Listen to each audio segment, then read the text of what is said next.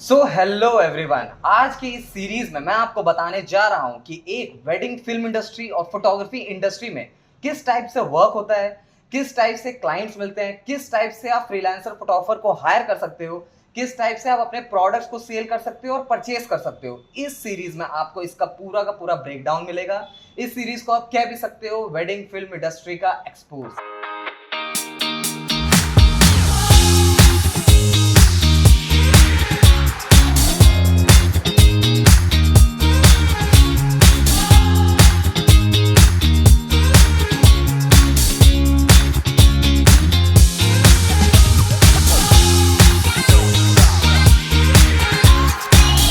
Wedding film industry में basically दो तीन ही चीजें मैटर करती है। जैसे एक होता है वीडियो, सेकंड है फोटो, ठीक है। और उसके अलावा ड्रोन शॉट्स होते हैं, एलईडी वॉल होती है, प्लाज्मा टीवीज होती हैं, जो वेडिंग में आप अपने रेट को, बजट को बढ़ाने के लिए क्लाइंट को प्रेफर करते हैं, ठीक है। फर्स्ट ऑफ ऑल आपके पास होना चाहिए वेडिंग फोटोग्राफर। अब वेडिंग फोटोग्राफर की क्वालिटीज क्या क्या होती हैं और कितने टाइप के वेडिंग फोटोग्राफर्स होते हैं, इसके बारे में थोड़ा जानेंगे। कि वेडिंग फोटोग्राफर की क्वालिटी होती है कि बेसिकली वो पहले क्लाइंट से अच्छे से बात करना उसको आना चाहिए, ठीक है। उसके बाद उसके पास स्किल्स होने चाहिए, और थर्ड है कि उसके पास कैमरा हो या फिर आप अपना उसको प्रोवाइड कर सकते हो। तो यहाँ पे फोटोग्राफर्स कितने तरीके के होते हैं, पहले ये समझते हैं कि एक ट्रेडिशनल फोटोग्राफर होता है, सेकंड है कैंडिड फोटोग्राफर होगा, थर्ड होगा सिनेमाटोग्राफर होगा, ट्रेडिशनल वीडियोग्राफर होगा, ड्रोन पायलट होगा, ठीक है। ये पांच तो हैं जो आपके शूट करते हैं।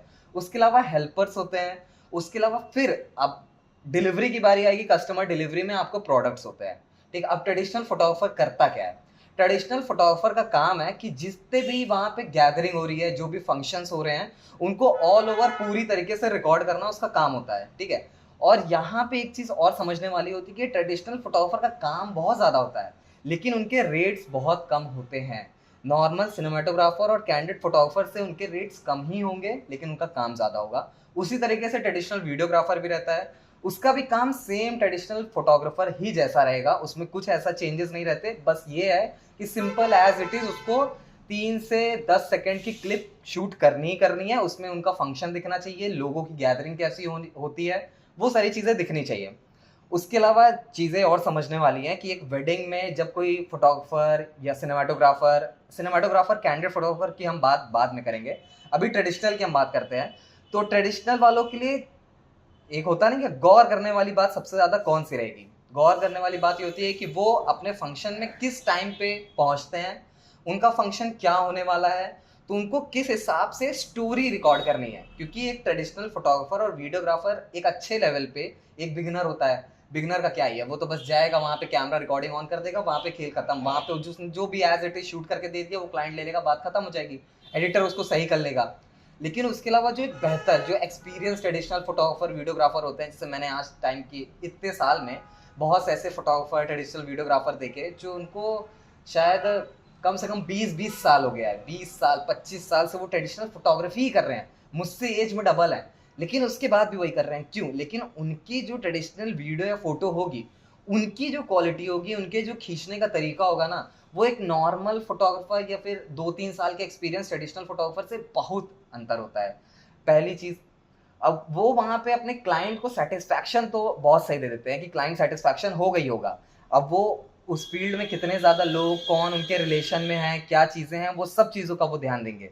लेकिन और उसके अलावा अपनी फोटोज में किस तरीके से वो क्वालिटी ला सकते हैं, इसके लिए वो महंगे लेंसेज जो ट्रेडिशनल के अलावा कैंडिड और सिनेमैटिक वाले यूज़ करते हैं, वैसे ही बहुत सारे ऐसे फोटोग्राफर्स हैं जो ट्रेडिशनल में भी यूज़ करते हैं।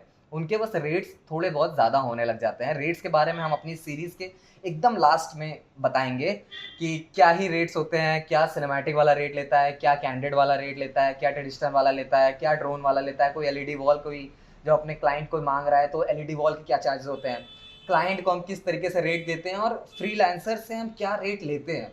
इसके बारे में भी हम बात आगे की सीरीज में पूरा बताएंगे। इस सीरीज में आप बैठे रहिए, ध्यान से देखते रहिए, आपको पूरा का पूरा ब्रेकडाउन आपको मिलेगा कि आपको एक wedding film and photography industry को किस तरीके से बनाना है। अगर आप जीरो टू, आपको कुछ नहीं आता, तो भी आप एक फोटोग्राफी बिजनेस स्टार्ट कर सकते हो, ग्रो कर सकते हो, एक पेज के थ्रू भी कर सकते हो। और अगर आपके पास थोड़ा बहुत बजट है, आपके पास स्किल्स हैं, तो आप एक स्टूडियो बिल्ड कर सकते हो। स्टूडियो में कितना ही ज़्यादा इन्वेस्टमेंट हो सकता है, कितने कम इन्वेस्टमेंट हो सकता है, इसके बारे में हम पूरी की पूरी नॉलेज मैं इसमें बताने की कोशिश करूँगा। अब ट्रेडिशनल की हमने बात की, ये तो ऐसे एज इट इज़ क्लियर है कि ट्रेडिशनल फोटो वाले बंदे की फ़ोटोज़ एल्बम में दिखेंगी, वही मेन फ़ोटोज़ होंगी। ट्रेडिशनल वीडियो वाले बंदे की ट्रेडिशनल वीडियो बनेगी, जिसमें उसके पूरा का पूरा उसने फंक्शन रिकॉर्ड किया होगा, गैदरिंग रिकॉर्ड की होगी, लोकेशन रिकॉर्ड की होगी, कितने लोग आए, क्या खाना था, क्या चीज़ें थी, क्या पूरी एक वेडिंग की पूरी स्टोरी लाइन वो रिकॉर्ड करेगा।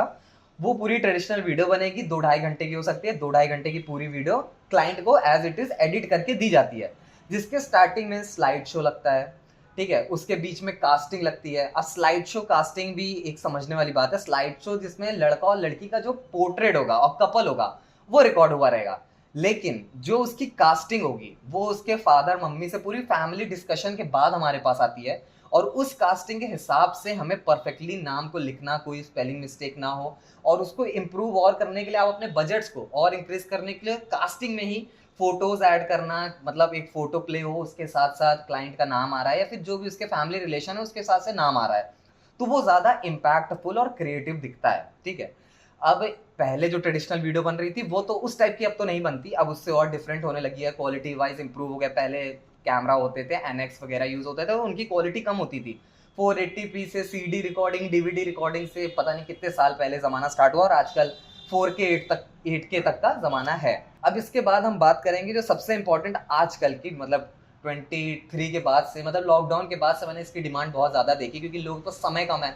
अब लोगों के पास समय नहीं है तो 2-3 घंटे की वीडियो तो कोई देखना नहीं चाहेगा, तो वहां पे लोगों ने अपना पूरा पर्सपेक्टिव चेंज किया और उसको सिनेमैटिक लेन में लेके आए, ठीक है। अब सिनेमैटिक का क्या है कि उनको पहली बात अपने पास रखने का ज़्यादा झंझट नहीं है, वो यूट्यूब पे अपलोड हो जाती है, जो भी स्टूडियोज उन्होंने शूट कराया होगा उन्होंने यूट्यूब पे अपलोड कर दी, वही पूरा का पूरा क्लाइंट को अपने फैमिली रिलेशन में उन्होंने शेयर किया। उसकी वजह से उनको जो स्टूडियो होगा, स्टूडियो को व्यूज मिलेंगे, ठीक है, स्टूडियो का काम ग्रो होगा, क्योंकि उससे वो माउथ टू माउथ अपनी प्रमोशन कर रहा है। लेकिन जो क्लाइंट है उसके लिए थोड़ा सा बेनिफिशियल हो गया कि मेरी पूरी की पूरी वेडिंग में आराम से 5-10 मिनट के अंदर देख सकता हूँ। अब एक सिनेमैटिक की भी एक लेंथ होती है, ठीक है। कुछ टाइम में मैंने देखा, जब मैं स्टार्ट कर रहा था तो सिनेमैटिक की लेंथ 3-5 मिनट के करीब होती थी, लेकिन जैसे जैसे मैं इंडस्ट्री में और ज़्यादा गया, डीप होता गया, और लोगों देखा, और ओवर द वर्ल्ड देखा, इंडिया देखा, तो वहाँ समझ में आया कि सिनेमैटिक की लाइन लेंथ मुझे लगा कम से कम 10 मिनट होनी चाहिए, 15 मिनट होनी चाहिए, ठीक है। अब उसके बाद और ज़्यादा मुझे समझ में आया कि अब एक कैंडिड की बात करते हैं, कि कैंडिड फोटोग्राफी करने वाला बंदा क्या करता है, या फिर एक सिनेमैटिक करने वाला बंदा क्या करता है। मेनली इतने साल में मुझे एक चीज़ समझ में आई कि देखो, ट्रेडिशनल वाला बंदा भी वही चीज़ रिकॉर्ड कर रहा है, वहाँ पे इक्विपमेंट चेंज हो रहे हैं, क्योंकि ट्रेडिशनल वाला हाथ से रिकॉर्ड कर रहा है, ट्राइपॉड पे रिकॉर्ड कर रहा है, तो भी वो शेकीनेस, वो भी एकदम स्मूथनेस उसमें नहीं आएगी।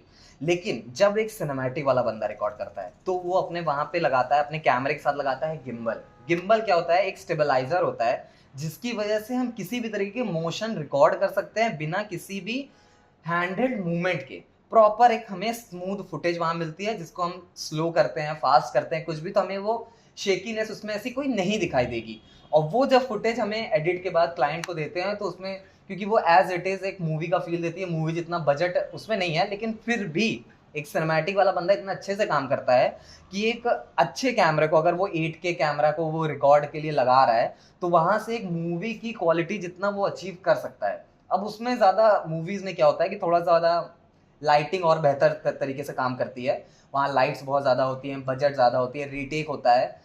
रीटेक से मुझे एक बात याद आई कि वेडिंग में कभी भी रीटेक होना बहुत मुश्किल होता है, क्योंकि वेडिंग है, वेडिंग के अलावा क्या है, फिल्म है, डांस वीडियो है, म्यूजिक वीडियो है, इन सब में आपको रीटेक मिल सकता है, या फिर आप शूट पोस्टपोन कर सकते हो, लेकिन वेडिंग में नहीं हो सकता। इम्पॉसिबल है, क्योंकि वेडिंग दोबारा हो ही नहीं सकती।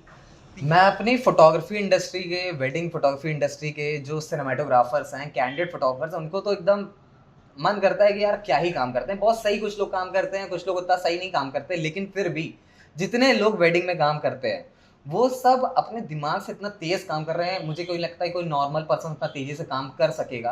क्योंकि सबसे बड़ी बात होती है वहाँ सोचने की, कि एक सिनेमाटोग्राफर जो एक वेडिंग में है, ठीक है, अब वेडिंग में उसके पास टाइम ड्यूरेशन सेम है, बारात उसी टाइम एंटर करेगी, उसी टाइम सब कुछ होगा, और उसी टाइम वो मल्टीपल शॉट्स निकाल रहा है। क्या क्रिएटिविटी उसके 1 सेकंड के अंदर कितनी तेजी से आ सकती है, ये होता है एक रिफ्लेक्स ऑफ मोशन, मतलब उनका रिफ्लेक्शन इतना तेज काम करता है कि सही है। और वही सबसे सही सिनेमाटोग्राफर निकल के आते हैं इन फ्यूचर। सिनेमाटोग्राफर के लिए मुझे नहीं लगता, बहुत लोग कहते हैं कि यार 10 साल 15 साल ट्रेडिशनल वीडियो करो तब जाके कुछ समझ में आएगा, ऐसा बिल्कुल नहीं है।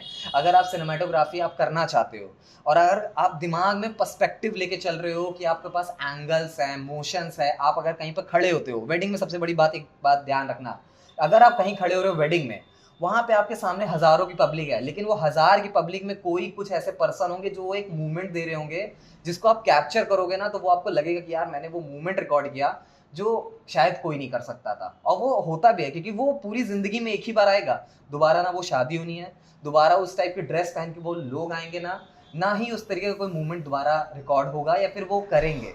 तो ये सबसे बड़ी बात है, लाइफ की सबसे बड़ी बात सोचने है कि वेडिंग फोटोग्राफर्स वो चीज़ रिकॉर्ड करते हैं जो शायद जिंदगी में दोबारा कभी होगा ही नहीं। तो ये बहुत बहुत सही चीज़ है। अब मैंने आपको बताया ट्रेडिशनल फोटोग्राफर के बारे में, ट्रेडिशनल वीडियोग्राफर के बारे में, सिनेमाटोग्राफर के बारे में और कैंडिड फोटोग्राफर। सिनेमाटोग्राफर और कैंडिड के बारे में थोड़ा सा और मैं बता देता हूँ कि सिनेमाटोग्राफर और कैंडिड फोटोग्राफर उन दोनों का बेसिकली काम होता है कि पूरी वेडिंग में एक्चुअल मूवमेंट्स कैप्चर करना। ठीक, अब उनका पूरा फोकस होता है कि वहाँ के लोग, ब्राइड ग्रूम के फादर, मम्मी, ब्रदर, सिस्टर, चाचा, चाची, एक्स वाई जेड में जो उनकी क्लोजेस्ट फैमिली है, उनको समझना, उनका रिलेशन समझना, उनकी बातचीत कैसी है, उनकी टोन ट्यूनिंग कैसी है लोगों से, ठीक है, वो किससे ज़्यादा अच्छे से बिहेव कर रहे हैं, किससे ज़्यादा अच्छे तरीके से मिल रहे हैं। तो ये सारे ही मूवमेंट्स जो सबसे बेस्ट तरीके से रिकॉर्ड करता है वो होता है कैंडिड फोटोग्राफर और सिनेमाटोग्राफर।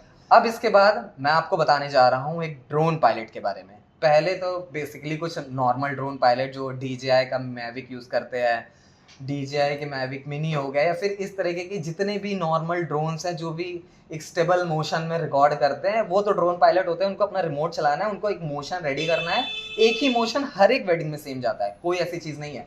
उनका एक बजट फिक्स है, उनको कोई ऐसा कुछ नहीं करना। अब बजट बढ़ता कैसे है ड्रोन में? अब एक होता है ड्रोन नॉर्मल पायलट, एक होते हैं POV पायलट्स। अब POV पायलट्स के पास इतने वो अपने स्किल्स कर लेते हैं कि वो एक अवाटा ड्रोन होता है जो POV के हिसाब से कैसे भी मोशन कर सकता है। ड्रोन का मोशन हमेशा एक लेफ्ट राइट या स्ट्रेट आगे पीछे हो सकता है, ऊपर नीचे हो सकता है, लेकिन जो अवाटा होते हैं वो अपने 360 डिग्री में किसी भी साइड से मोशन कर सकते हैं। वो अगर आप उनको मतलब लेफ्ट राइट टू ऊपर लेके जाना चाहते हो तो वो सब तरीके से जा सकते हैं। तो उन पे जो स्किल्स हासिल कर लेते हैं और अच्छे रेट्स मिलने लग जाते हैं। इसके बाद होता है वेडिंग में होती है LED वॉल। LED वॉल एक फिक्स साइज है जिसका 8x12 होता है, ठीक है। अगर आपको इससे बड़ी चाहिए या 2 चाहिए तो 8x12 की 2 आती है। 8x12 की 2 को आप फिक्स करके 8 दूनी 16 कर सकते हो, 12 दूनी 24 कर सकते हो, मतलब 16x24 की बड़ी सी वॉल रेडी कर सकते हो। अगर आपके पास प्लेस बहुत बड़ी है तो वो हम क्लाइंट को उस हिसाब से समझाना होता है। उसके बाद आती है प्लाज्मा टीवी। आजकल प्लाज्मा टीवी का क्रेज जा चुका है, सबसे पहले इसी चीज़ का क्रेज था क्योंकि ये एक सब मान के चलो 52-44 इंचेस की एक टीवी होती है। आप जो एक नॉर्मल बजट होता है उसके अंदर 2 से 4 टीवी आप अपने लोकेशन मंगवा सकते हो। तो आप खाने वाली लोकेशन पे एक रख सकते हो, स्टेज के पास रख सकते हो, और अलग अलग डिफरेंट प्लेसेस पे आप रख सकते हो क्लाइंट के हिसाब से जो उससे बात हुई है। उसके बाद अब इसमें वेडिंग में अब कुछ नई चीज़ आ गई। एक तो 360 एक रिकॉर्डिंग का होता है, सेल्फी बूथ आता है, वो सेल्फी वहाँ पे खड़े हो जाओ, 360 कैमरा घूमता रहता है। एक ये चीज़ हो गई। क्लाइंट को कोटेशन देने से पहले जो भी क्लाइंट के यहाँ काम करने वाली चीज़ें होती हैं या फिर लोग होते हैं वो इतने ही होते हैं: traditional photographer, traditional videographer, cinematographer, candid photographer और ड्रोन पायलट, 5 लोग। अब इनकी क्वांटिटी बढ़ सकती है, जैसे 2 cinematic, 2 candid, 2 traditional video, 2 traditional photo और 2 ड्रोन, ऐसा हो सकता है। लेकिन इनके अलावा कोई एक्सटर्नल पर्सन नहीं होते जो शूट करें। यहाँ पे हमारा शूटिंग मटेरियल खत्म। यहाँ से हमारे पास जितना भी बजट था क्लाइंट का उसके हिसाब से हमने बुलाया, शूट किया, हमारे पास पूरा डेटा आ गया। अब उसके बाद होती है आफ्टर डिलीवरी की बात। आफ्टर डिलीवरी में हमारे पास क्या क्या चीज़ें होनी चाहिए? पहली चीज़ एल्बम, फर्स्ट प्रायोरिटी क्लाइंट को चाहिए ही चाहिए। सेकेंड, ट्रेडिशनल वीडियो, ठीक। अगर क्लाइंट ने सिनेमैटिक कैंडिड नहीं लिया है तो ये 2 चीज़ें वो कंफर्म लेगा, वो बजट में आना ही आना है। उसको एल्बम चाहिए, ट्रेडिशनल वीडियो चाहिए। अब उसने कैंडिड सिनेमैटिक लिया है तो उसको एक सिनेमैटिक वीडियो चाहिए जिसको हम कहेंगे हाईलाइट। हाईलाइट की होता है एक टीज़र, जैसे एक मूवीज़ का एक टीज़र होता है, ठीक है। टीज़र होता है 1 मिनट तक का, 1 से 1.5 मिनट का एक टीज़र होता है। फिर उसके बाद होता है ट्रेलर। ट्रेलर होता है 3 से 5 मिनट तक का। उसके बाद होती है मेन हाईलाइट या सिनेमैटिक, वो हो सकती है 10 मिनट, 15 मिनट, 20 मिनट, वो कितनी भी हो सकती है। जैसे मूवी होती है, फाइनल एक मूवी होगी 2 घंटे 2.5 घंटे की। उसके पहले क्या होगा, एक ट्रेलर होगा जो 3-5 मिनट का होगा। उससे पहले एक आएगा टीजर, टीजर आएगा 1 मिनट, 1.5 मिनट, 30 सेकंड, कुछ भी हो सकता है, ठीक। ऐसी ऐसी सीक्वेंस पूरी मूवीज में चलता है, बॉलीवुड हॉलीवुड में भी यही चलता है, वेडिंग में भी वही मानोगे तो आपके पास अगर आप सिनेमैटिक खिंचवा रहे हो तो आपके पास एक टीजर आएगा, फिर एक आपके पास ट्रेलर आएगा, फिर उसके बाद आपकी मेन वीडियो है, उसको 2-2.5 घंटे की मूवी मान सकते हो, क्योंकि उसको स्टोरी ही रिकॉर्ड हो रही है, वो मूवी ही है, किसी भी पर्सन के लिए मूवी ही है वो, ठीक। उसके बाद आएगी एल्बम की, हमने बात कर ली, सिनेमैटिक की बात कर ली, ट्रेडिशनल वीडियो की बात कर ली। अब एक्सटर्नल हमारे पास आती हैं चीज़ें, हम क्या क्लाइंट को दे सकते हैं, जैसे हम फोटो कैलेंडर दे सकते हैं, फोटो फ्रेम दे सकते हैं, फोटो मग दे सकते हैं, पेन ड्राइव केस दे सकते हैं। अब मैं आपको बताने जा रहा हूँ कि वेडिंग में एक सीक्वेंस क्या होता है, किस सीक्वेंस में शूट करना चाहिए। ट्रेडिशनल वाले बंदे के लिए या सिनेमैटिक वाले बंदे के लिए, दोनों के लिए सेम ही सीक्वेंस रहता है, सीक्वेंस कभी नहीं चेंज होता। फर्स्ट होता है डेकोरेशन, समझ रहे हैं, सेकंड होता है उसके बाद वहां पे गैदरिंग, क्योंकि जब तक हम डेकोरेशन खींचेंगे तब तक लोग आ जाएंगे, तो वहाँ गैदरिंग शूट करना है। गैदरिंग शूट करने के बाद अगर ट्रेडिशनल फोटोग्राफर है, सिनेमैटिक वाला बंदा भी है, तो वो जाएगा ब्राइड शूट करने, ठीक।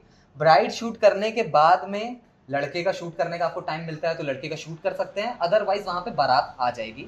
बारात में शूट करते करते करते करते हमें वहाँ पे जितने भी डांस के मूवमेंट रिकॉर्ड हो सकते हैं, कार में बैठा हो, घोड़े पे चढ़ा हो या रथ पे हो, वहाँ पे जिस टाइप के भी शॉट्स लगते हैं, उससे अगर वो डांस कर सकता है तो वो हमें मूवमेंट्स रिकॉर्ड करने होते हैं। उसके बाद हम आ जाते हैं द्वार पूजा।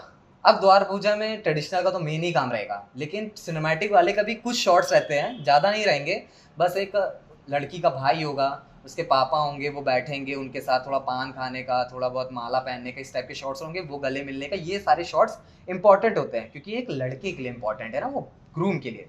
तो ये सारी चीज़ें रिकॉर्ड करने के बाद में लड़का आ जाता है स्टेज पे। लड़के के स्टेज पे आने के बाद वो थोड़ा देर बैठे रहेगा, अगर आपके पास लड़के का शॉट आपने नहीं लिया है तो वहाँ थोड़ा बहुत शूट कर सकते हैं स्टेज पे, वहाँ लड़के के पास टाइम होता है। उसके बाद लड़की की होगी एंट्री। अब लड़की की एंट्री में जितना भी ब्राइट साइड से उन्होंने जो भी तामझाम किया होगा, तो वो सारी तामझाम रिकॉर्ड करने हैं कि किस टाइप से ब्राइडल एंट्री हो रही है, क्या है, बलून वाला सिस्टम है, फॉग वाला सिस्टम है, कोल फायर है, कोई भी चीज़ें हो सकती है, बहुत सारी आजकल चीज़ें चल गई हैं, तो वो रिकॉर्ड करना है।